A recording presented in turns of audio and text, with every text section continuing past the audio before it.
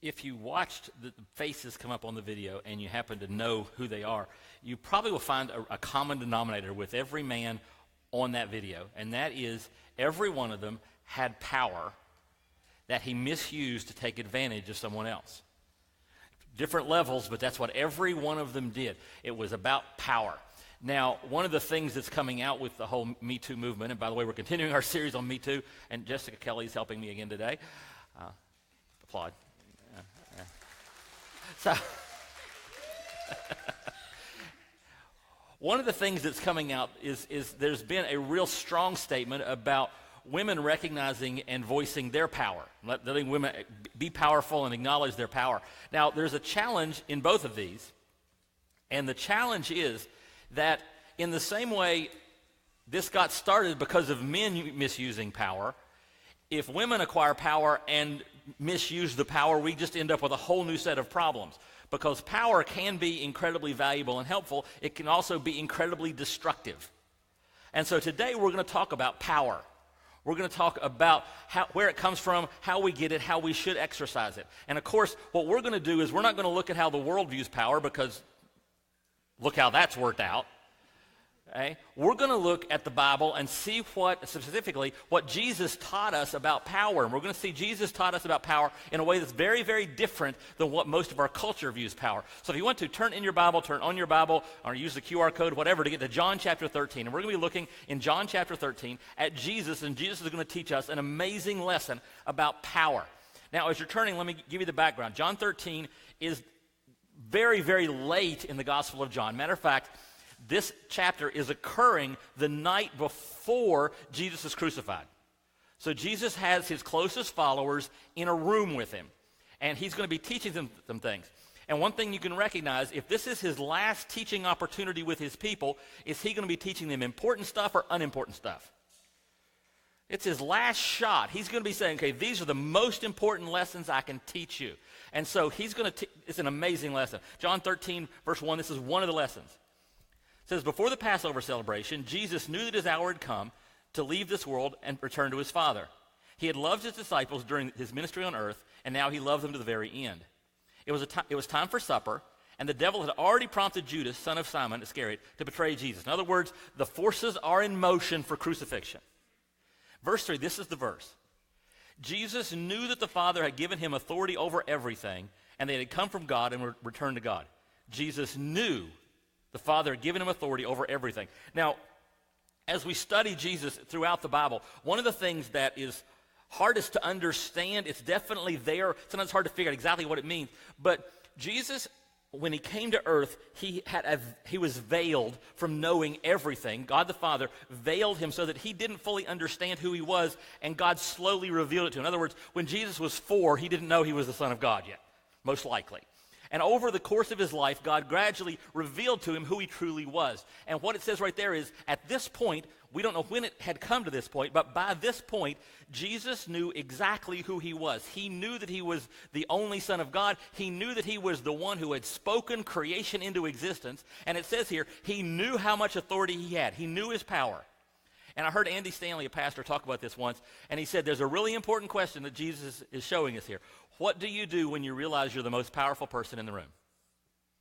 What do you do when you realize you have power? What do you do with it? So Jesus is fully aware that he has power. And then verse 4 says, so, in response to knowing he had all the power, Jesus got up from the table, took off his robe, wrapped a towel around his waist, poured water into a basin. Then he began to wash the disciples' feet, drying them with the towel he had around him.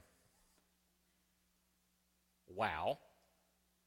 Jesus recognizes he has full power, and his response is, how can I serve the people around me? Matter of fact, this is not just regular service. This is the service, this is the task that in those days you would give to the lowest servant, the lowest slave. Because people wore sandals all the time. They're outside. Their feet are getting dirty and nasty. They come into your house. You don't want them tracking stuff everywhere. And so you would give the lowest servant the task of washing the feet of all the people. And Jesus recognizes he has all the power in the world, all the power in the universe, chooses to serve. And that, if you go back and you start looking through the Bible and you start looking, you'll see that's a thread that runs throughout the Bible. God gives us power so we can serve others. God gives us power. The only reason God ever, you hear this? The only reason God ever gives you power is so you can use it to serve others. And we're never to use anyone's weakness to our advantage. Again, that's a thread you can start in the very beginning of the Bible, and you can read all the way through, and you'll see that throughout. You're never to use another person's weakness to your advantage. Now, how does our culture view it? The exact opposite, right? What's the purpose of power? For me to advance my cause, my mission, get myself more stuff. Right? How do you succeed? I succeed by taking advantage of the weaknesses of others. Matter of fact, Karate Kid. Remember that one, the original? I didn't see the other one. It may be good. I didn't see it. The very end of Karate Kid, spoiler alert. It's 30 years old if you haven't seen it. It's not my fault. End of the movie, Ralph Macchio has fought his way to the semifinals of this huge tournament for all the karate people in the area, all the young men, right? And he is going against a person who learns at the dojo of his enemy, right? Well, it turns out there's another guy from the same dojo, from the same gym, in the other semifinal round who's already made it to the finals. So one guy from that gym is already in the finals, and the coach, the bad guy in the movie, remember what he told his guy to do during the semifinals? Sweep the leg. Take out his knee. Make it so he can't fight the next fight. Create a weakness that our other guy can take advantage of. And that's what he did, and that's how the world says it. Now, sometimes Ralph Macchio is able to do this and pull it off. But the whole point was create a weakness, take advantage of the weakness. And the Bible says you never take advantage of another person's weakness. The reason God gives you power is to serve the person you have power over. And Jesus just makes it incredibly clear when he washes his disciples' feet. And how do we do it? Well, we start out by understanding that serving requires living our values. I know, do you have this problem? I have this problem sometimes. I know what I'm supposed to do. Yeah, I know I'm supposed to do that, but sometimes, no, always live your values. Jesus told us, do to others as you'd have them do to you. Look into the person in that situation, recognize what's their need, and meet their need instead of focusing on your own needs. Backwards of how we live, but that's what you got to do. And to do that, serving others requires us to control our actions. We have to stay in control of what we're doing as we have power in any situation. Now, I'm going to talk to the guys a little bit. The warden over here can talk to you women. Okay? I want to talk to the guys a little bit. We looked at a verse last week and said this verse is going to be central to the whole series. We got a 1 point out of it last week. We got a point out of it this week, and we'll go back to it again next week. 1 Peter 3:7 says, husbands, in the same way, be considerate as you live with your wives and treat them with respect as the weaker partner.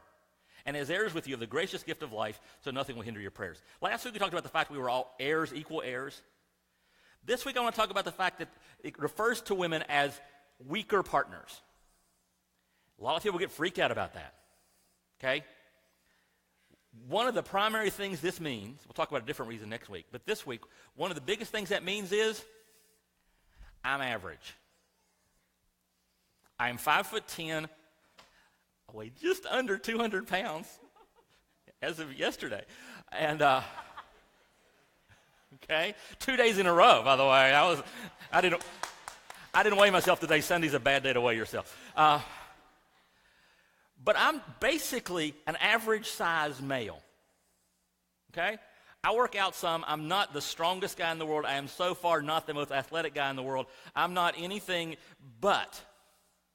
There's probably not a woman in this room, to be really honest, that if it's just a matter of strength, I don't know about you, but for the most part, there's probably not a woman, except maybe one, who could take me.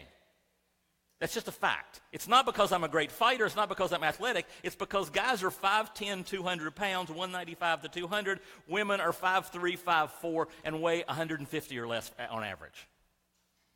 And men have more muscles, just by nature. okay? It's a statement of fact, which means I have power. What am I supposed to do with the power? Serve the ones who don't have the power. That's the point. The concept becomes very simply that as my job, not on my watch. You probably don't know this because I never bring it up, but I do CrossFit. That's the first rule of CrossFit.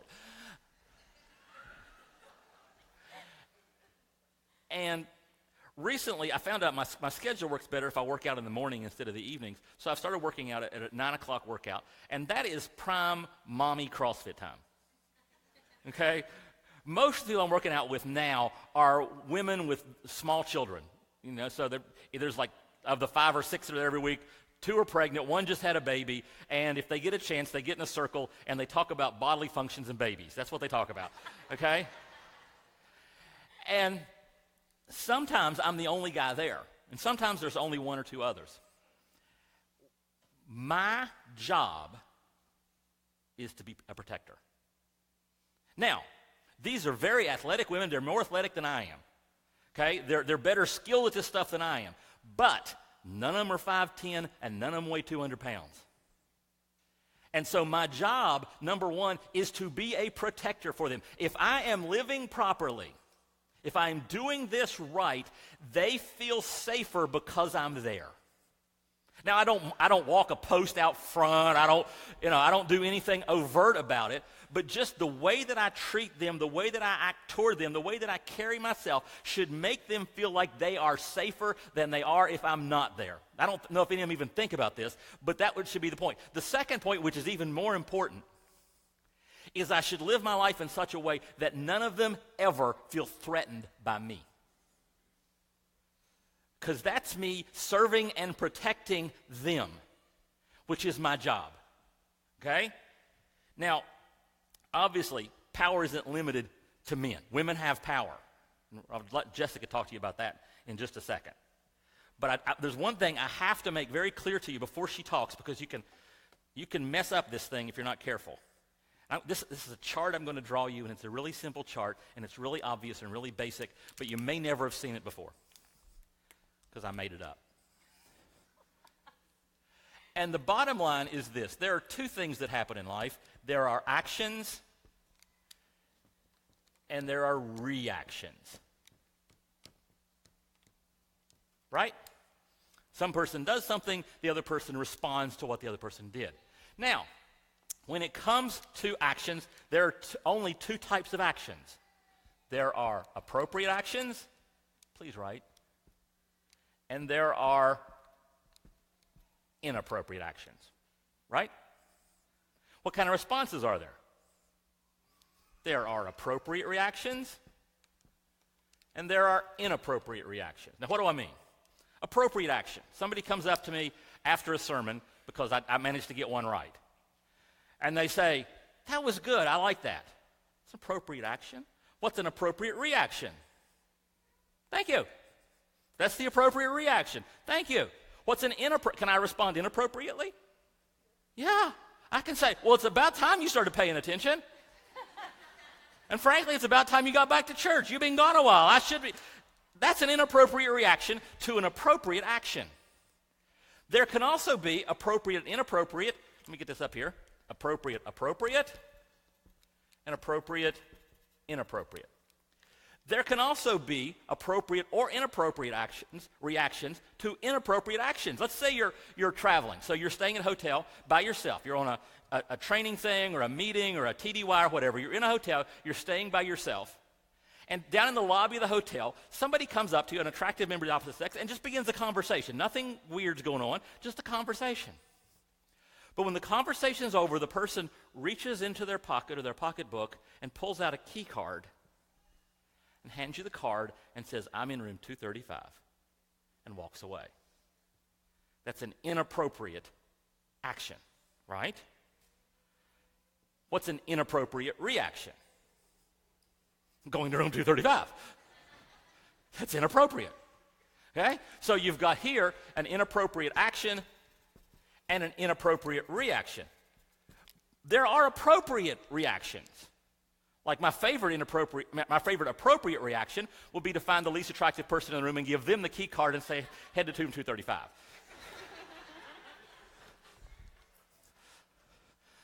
Some people would consider handing the thing to the manager of the place a better appropriate response, but Now here's the thing. That's inappropriate, appropriate. I need to read this to make sure I say this right. So this is a blank, and if I don't get it right, you'll get. An inappropriate response is never appropriate. Okay? It doesn't matter whether the person did to you something appropriate or inappropriate, your response always is supposed to be appropriate, never inappropriate. In other words, let me put this down on a level for you guys and gals completely. If a woman comes up to you dressed like she just left her job using a pole, okay, and makes every sign she can that she wants to spend the evening with you, it is never appropriate for you to go home with her. Unless somehow you married a pole dancer and then you're got a complicated situation. Okay? Now, it's never appropriate. It doesn't matter what the woman is wearing, it's never appropriate for me to respond in an inappropriate manner. Doesn't matter if she seems attractive, if she's trying to, doesn't matter. So ladies, this is important. If somebody does something to you that is inappropriate, it is never your fault, because even if you were dressed inappropriately, there's no reason for a guy to be inappropriate with you. It's wrong every single time. Okay? Does that make sense? And guys, it doesn't matter what she said, what she did. You are never empowered. You're never enabled to do anything inappropriate. It's never okay for you to use your power in an inappropriate way with a woman, no matter how many excuses you can come up with as to why you should have done it. See, now that you got that part clear, are you clear on that part there? Now the warden can explain some more things to you. I actually heard about a guy who didn't tell his friends that he was into CrossFit. No. There's one out there. He's out in Pennsylvania somewhere. It's amazing. No, not. He didn't even post it on his Facebook wall. Pastor Steve's right. It's a myth. On that too, probably. So this movement that's going on right now shows that society is also getting part of it right. We're screaming at the top of our lungs that we have voices, that we deserve to be heard, and that we deserve to be respected. There's nothing wrong with that, right? That's all good. But there's something that they're missing, and it's crucial. Where do we get this power that we have? Where do we get this claim to equality? It is not about how far we have come as women.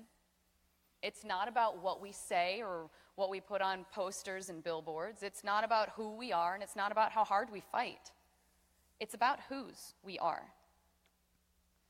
God took a rib out of Adam, and he formed us with his hands.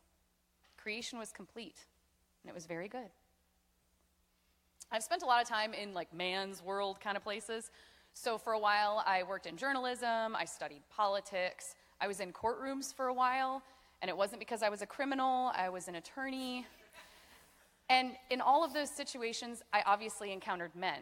And I was mistreated by men. And there was a common thread, and Pastor Steve touched on it. The men in these situations, each of them had a notion that my purpose didn't exist beyond their need for me.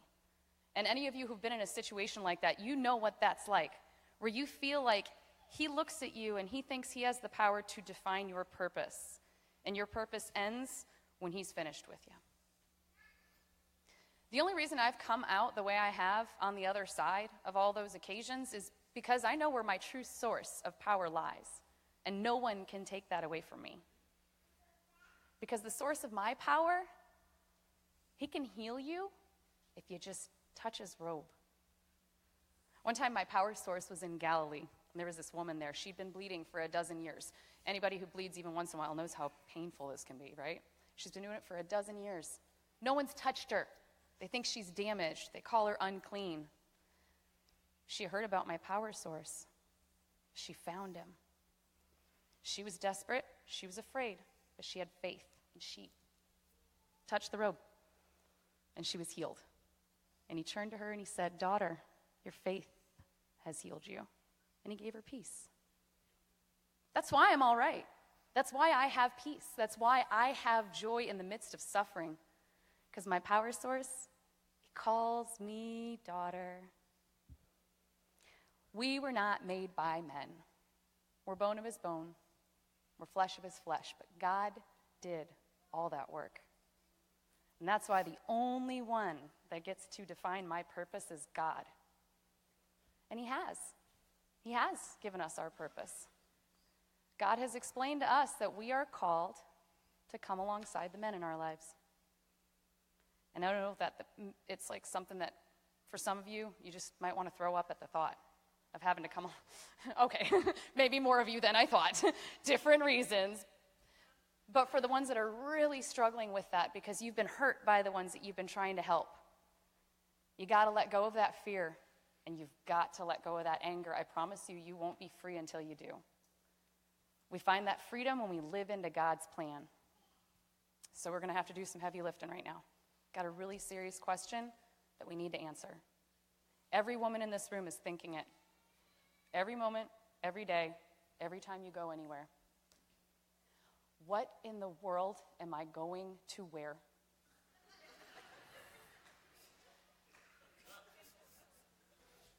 After the fall, what was Eve's first concern? I got to start sewing some fig leaves. I got to start shielding myself. But remember, she was doing it to shield herself. She wasn't trying to seduce Adam.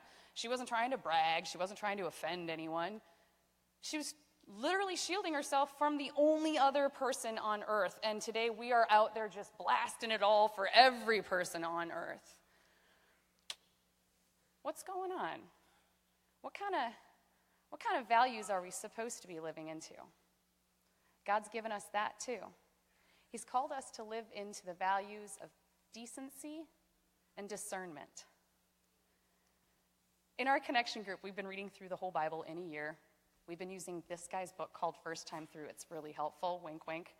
And what we've noticed popping up throughout Scripture is the fact that in a society, the values of decency and discernment are in the hands of the women, culturally and socially. When a society loses that, when those women lose that grip on those values, that civilization's pretty much calling it quits, isn't it? So we need to deal with it. Let's go to decency first, all right? 1 Timothy chapter 2, verses 9 to 10. This is a letter that Paul wrote to his friend and apprentice, Timothy. And he talked about us saying, I also want the women to dress modestly, with decency and propriety, adorning themselves, not with elaborate hairstyles or gold or pearls or expensive clothes, but with good deeds, appropriate for women who profess to worship God. Notice that Scripture doesn't say how short is too short. Doesn't say how low cut is too low cut. Have you guys read about Noah's Ark or the temple? My Bible actually has drawings and there are dimensions. Come on, we have nothing here, like nothing. But that also means that no one else out there has a blueprint for what we are and are not allowed to wear. How many girls in the room have done this before and stood there and looked at the principal and had to prove whether or not the skirt or the shorts were the correct length? It's not in the Bible. I looked. You can check too. There isn't a precise instruction, but you see, God knew today would happen. He knows what's going to happen 20 years from now. The Woodstock era that some of you probably can't remember, he totally called it. Maybe there's a reason for this lack of instruction. Maybe he wants us to recognize that societies change. They shift, they mold. What doesn't change? God. He has given us the freedom to be the exact person he designed us to be in this exact time for whatever purpose he gives us. But we do have some instruction from Paul, and of course, I'm a nerd, so I'm going to give you some Greek. Paul wrote in Greek. The word that he used is kosmios. It's a beautiful word. Say it, kosmios. So this word in English, you can kind of think of it as modest. That's where we get that one. Well-ordered, good behavior, suitable, or decent. I like that one. It kind of covers all the bases. Okay, so you're going on a date. You wear the little black dress. totally decent for the occasion. Thanksgiving dinner, you got to sit next to that uncle of yours. Same dress? Your husband's deployed. You have a video chat. You wore something that was incredibly decent for your husband's eyes. Are you going to wear it when you pick up your kids at school? Are you going to wear it grocery shopping? Decent depends on the details. And we love details. We wield something so powerful with our beauty, ladies. That's something we've got to keep in mind. Because Peter Parker learned from Uncle Ben, with great power comes. That's right. If you're using that power as a tool to get what you want, if you're using that power as a weapon to hurt others, or if you're using your beauty as a deception to distract others from seeing something you don't want them to see, stop. Any of those reasons, it's not worth it. God has equipped you with all that you need to get his work done through you in honest ways. Trust him. Let that old self die. Now, going back to this decency, Paul mentioned something. He talked about that the gold, the ornaments, the hair. Was he really upset with what they were wearing? He was actually talking specifically about groups of women in his society that were trying to mimic the rich and the famous. We would never do that. If you're one of those that's getting dressed sometimes trying to make others jealous, or to boast about your wealth, or to show off your status, you're in that boat with the women that Paul was talking about. Get out of the boat. Now, there's nothing in Scripture, though, that says, ugly it up, hide yourself, right? I'm an Army wife. My husband and I have been going at this for a while, and he's been deployed or in training for a lot of our marriage. He's overseas right now. Every time I leave the house, I am fully aware of what I present outside those doors. Because see, this right here, I need to protect this because it's his. And if he's not here to physically do it himself, somebody's got to. So when I go out there, I'm not trying to attract anybody. But at the same time, I respect my husband, and I want to honor him. And I would hate for somebody to see me walk by and be like, poor Zeke. She is a train wreck of a woman. No, of course not. He deserves a wife who cherishes herself as much as he cherishes me. So to be safe, my goal, above showered, below noticeable. So when we think about this decency, this respect of the self is starting to come into play. And when you respect yourself, you have a regard for others because we understand our value. And if I have a regard for others, I'm going to be sensitive to what others think or feel in response to what I'm doing, to what I'm wearing. You are not responsible for anyone else's sin. But I don't want to make my friends' husbands uncomfortable. I don't want to make some stranger think dark thoughts about me. I know God hates sin, and I'm not going to go out there and start this tidal wave of sinful thoughts. Christ called on us not to tempt our neighbor. He called on us to love our neighbor. We're supposed to lift each other up and encourage each other on this walk, not trip each other up. We are to serve others, not seduce them. It's not my fault. It's not your fault if anyone has ever harassed you, assaulted you, raped you. That is not what this is about. That chart right there is no joke. An inappropriate response is never appropriate. That's got to be clear. But we do need to address the inner workings of how and why we do what we do. We need to be accountable for our conduct. We need to hold ourselves accountable and be aware of our behavior. And that takes us to the second value, discernment. Peter wrote about it in his first letter in the New Testament, 1 Peter chapter 3, verses 3 and 4. Do not let your adornment be merely outward, arranging the hair, wearing gold, or putting on fine apparel. Rather, let it be the hidden person of the heart, with the incorruptible beauty of a gentle and quiet spirit, which is very precious in the sight of God. Peter and Paul expect us to adorn ourselves. But they speak to something deeper than just how pretty I am. It taps into our reasoning, into our ability to weigh the options before us and make the better choice. See, the hidden person of the heart is trying to be a source of comfort for others, not a source of aggression or provocation. That gentle and quiet spirit makes me want to be receptive to others, not belligerent. And that receptiveness, that is a huge aid for us women when we get married and we willingly submit to a deserving husband. Being receptive matters. And what about that beauty? Peter calls it incorruptible. It's incorruptible because it is based on the standards of an unchanging God and not on the standards of an ever-changing society. And that's what I want to show the world, that unchanging God. That's why we live into our values, because God gives us power so we can serve others by living into our values to reveal his glory. Now, Paul warned about the dangers of trying to live into our own glory and trying to reveal ourselves. He mentions it in Corinthians, 2 Corinthians chapter 4, verse 4. The God of this world has blinded the minds of the unbelievers to keep them from seeing the light of the gospel of the glory of Christ, who is the image of God. Have you ever seen the devil?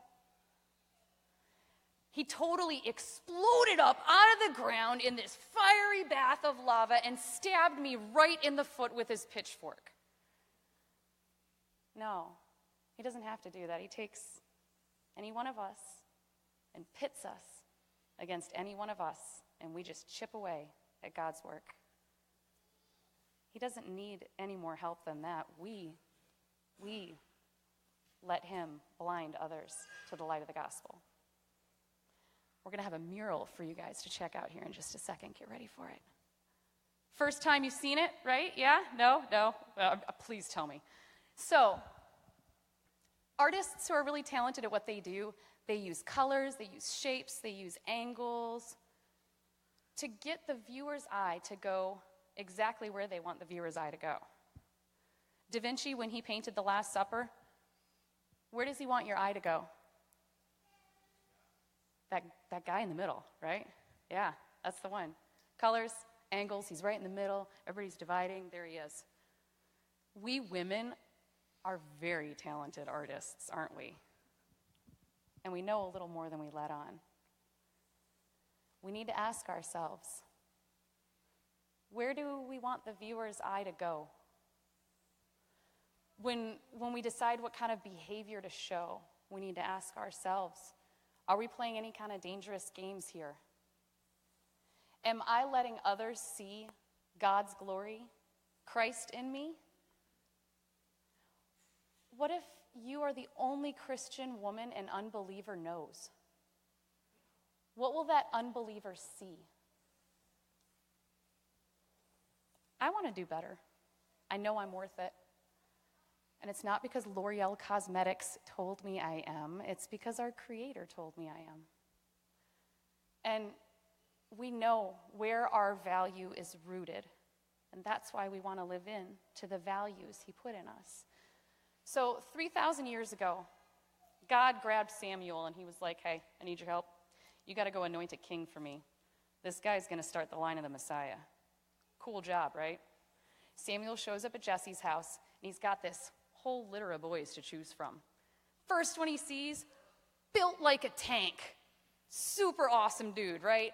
Samuel's like, this is him. This has got to be the one God wants me to pick. But the Lord said to Samuel, do not look on his appearance or on the height of his stature, because I have rejected him. For the Lord sees not as man sees. Man looks on the outward appearance, but the Lord looks on the heart. Outside that day, tending to the sheep, was Jesse's youngest son, David. Ruddy, good-looking, bright eyes, but still very young, not even old enough to vote.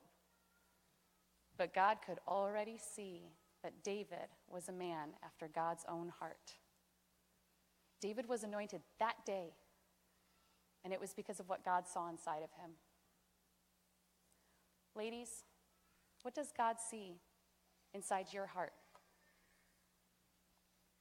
If you live into these values, you're not going to be protected from the evil of this world. Not everybody knows about this chart, and even the ones who do don't respect it necessarily.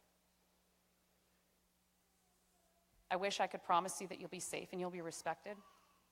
I can probably promise you the opposite.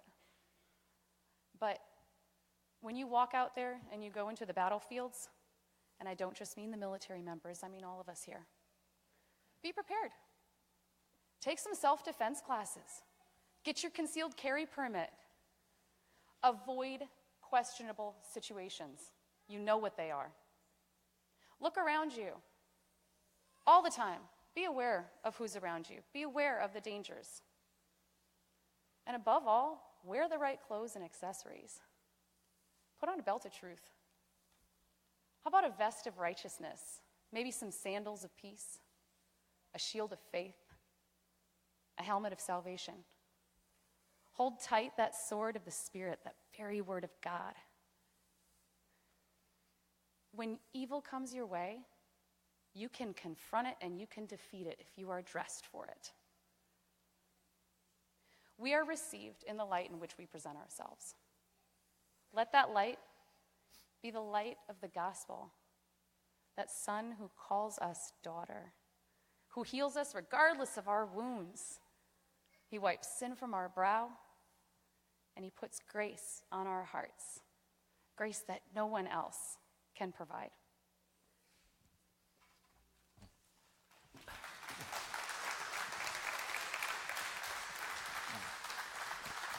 Yeah, I got to follow that.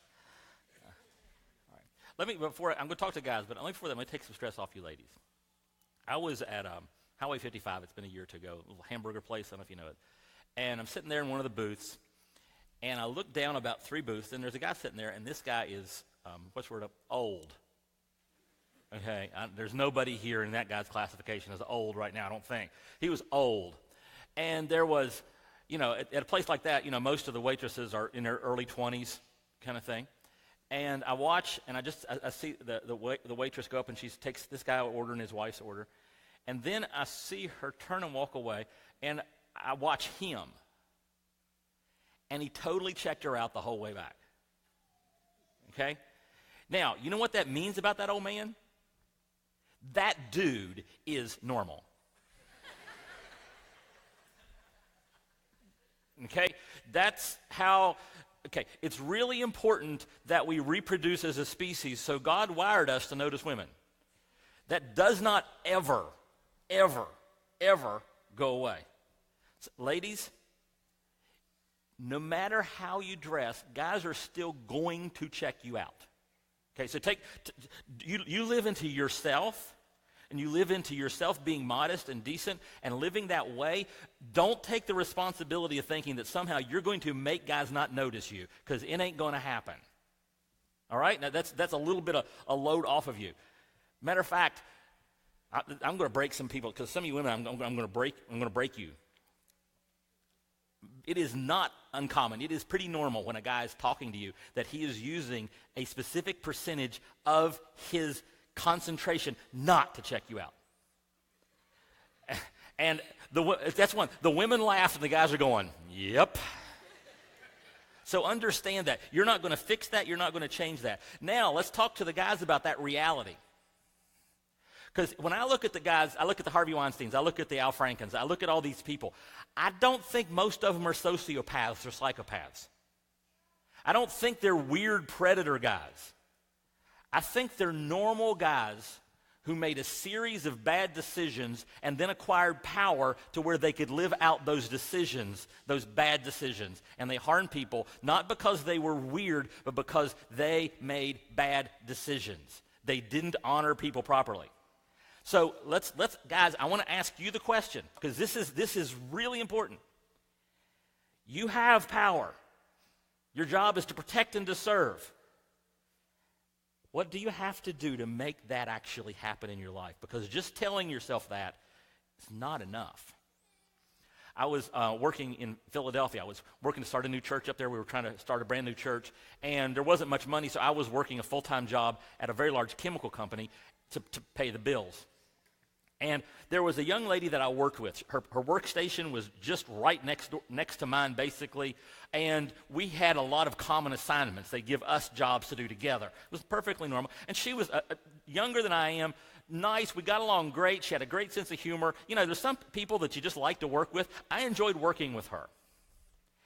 And we're at something. There was somebody talking to us. I don't remember what the point of the conversation was. There was a person talking to a small group of us, and in my mind, she was standing too close to me. See, it just was in the zone where I'm a little uncomfortable. Now, let me put it right up front. I'm figuring I was probably just misreading the situation. I really doubt she was attracted to me. Really doubt it. But I noticed there were frequent times where it did seem she was in the space that I found uncomfortable. What do I do about that? Because A, we have to work together. It's not like I can say, get rid of her. And number two, I don't want to because she's a friend of mine. What do I do? And God kind of gave me an idea. I later found out it's totally scriptural. I didn't even notice it at the time until much later. I started treating her like my baby sister. You know how you tease your little sister? Just tease them all the time. And there's a certain way you tease a sister, right? Because if you're teasing your sister, you're making sure it's not sexual in any way, right? You're making fun of her, you're teasing her, and I start everything that I speak to, every time I speak to her like she's my baby sister. I treat her that way, I speak to her that way in everything that I do, and something really wild happened.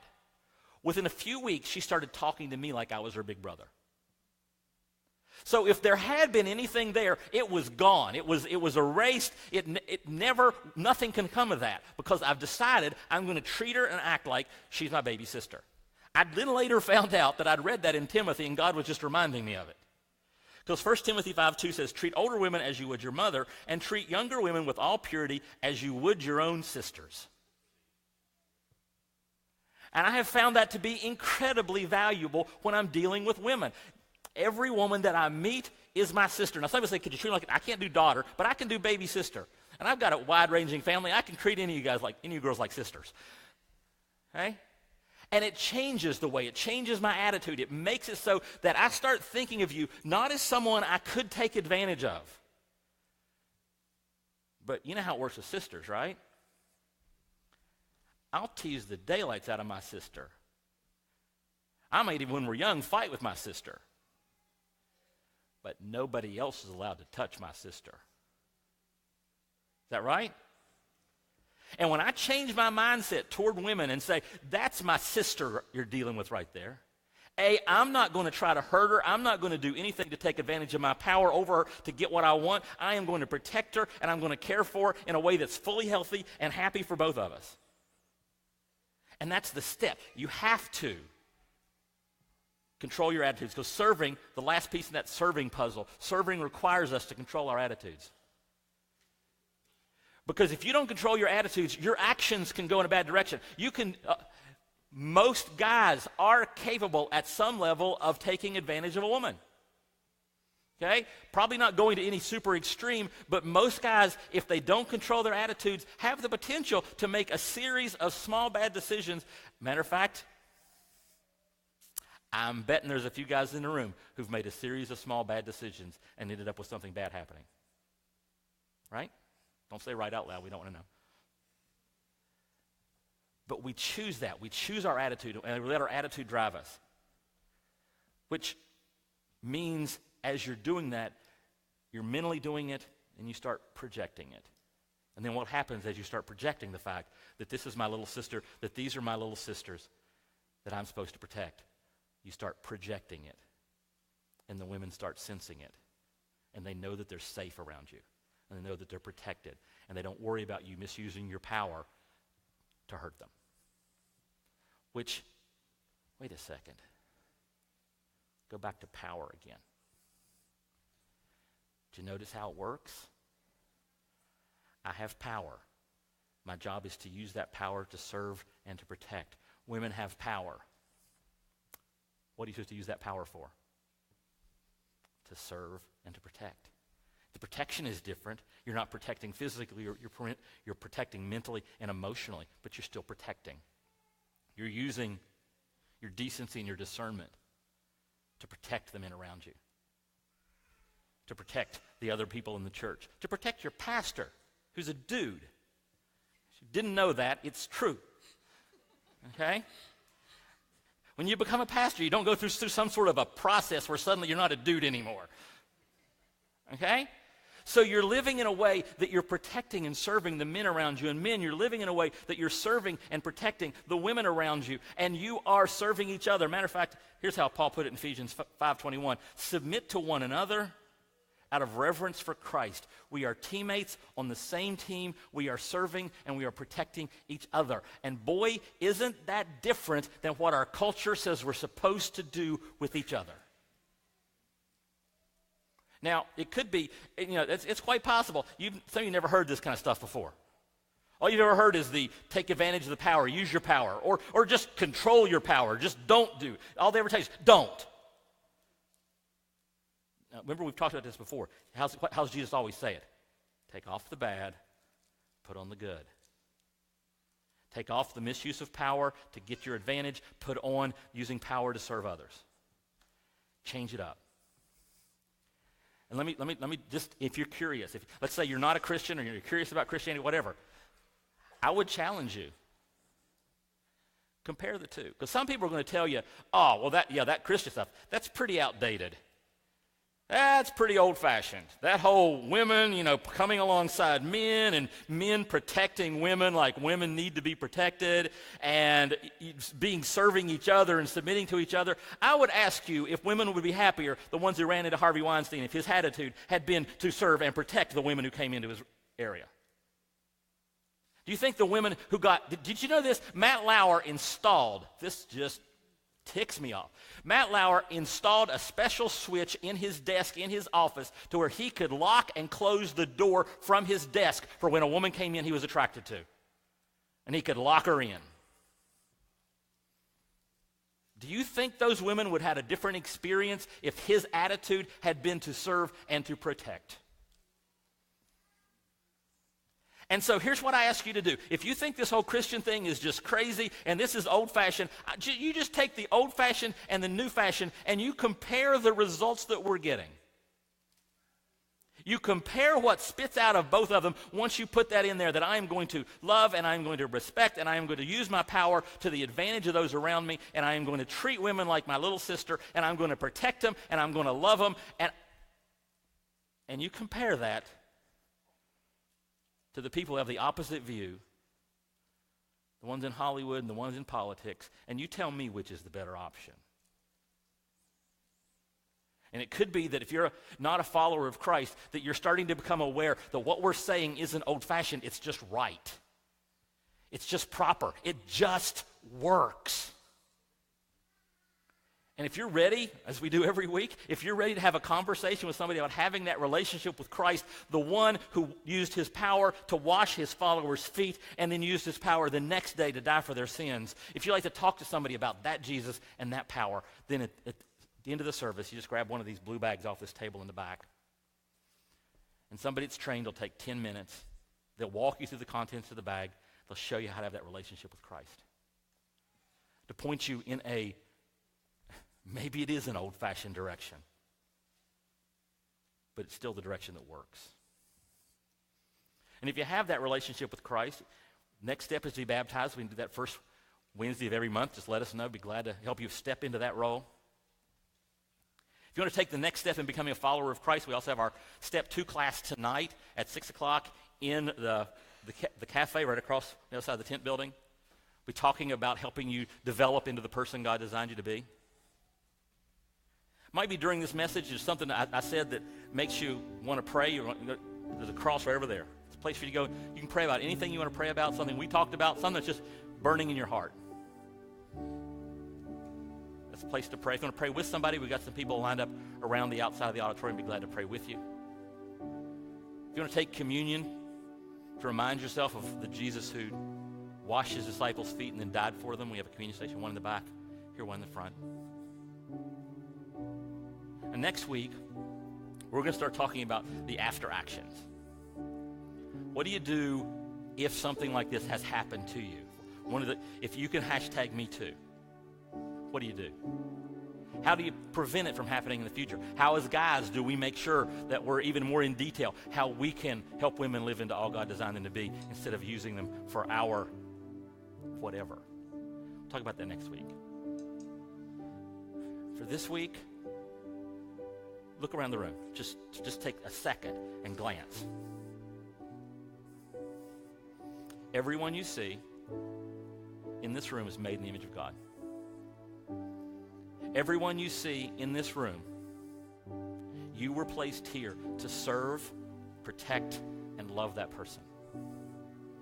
And when you walk out of here today, every person you see is someone that you were created to love and protect and to serve. And everyone at the restaurant, if you go to a restaurant or you go home, if you go to a restaurant, everybody there, love, protect, serve. Everyone at work, love, protect, serve. Every woman you work with, from now on, guys, is your little sister. And ladies, every man you work with is your big brother. And let's just see if we start living that way, if it doesn't change us, and it doesn't change the world out there.